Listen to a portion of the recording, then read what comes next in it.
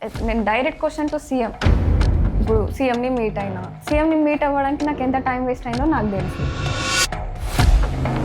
Like నిజంగా వాళ్ళు ఏమన్నా చేస్తుండ్రా అంటే ఏం చేస్తలేరు. ఇప్పుడు మెస్సీ వచ్చిండు, మెస్సీ కోసం అంత టైం స్పెండ్ చేయగలిగినప్పుడు నీ స్టేట్లో ఇంతమంది ప్లేయర్స్ ఇంత అచీవ్ చేసిండ్రు. నేను అది వరకు అనుకున్న సీఎంని మీట్ అయితే ఏదో ఆయన ఏదో చేసేసా.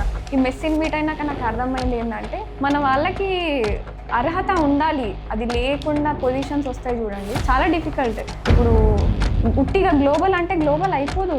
నీ రూరల్ అథ్లెట్కి నువ్వు ఏం చేస్తున్నావు ఎగ్జాక్ట్, దీనికి మీ దగ్గర ఏమైనా ఆన్సర్ ఉందా?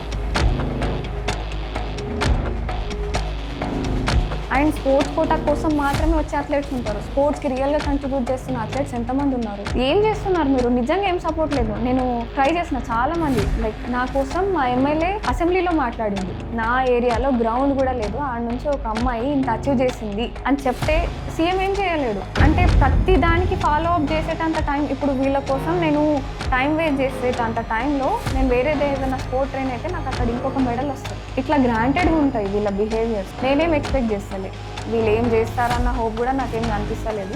చేస్తే మంచిది, చేస్తే చేసిందని చెప్తాను కానీ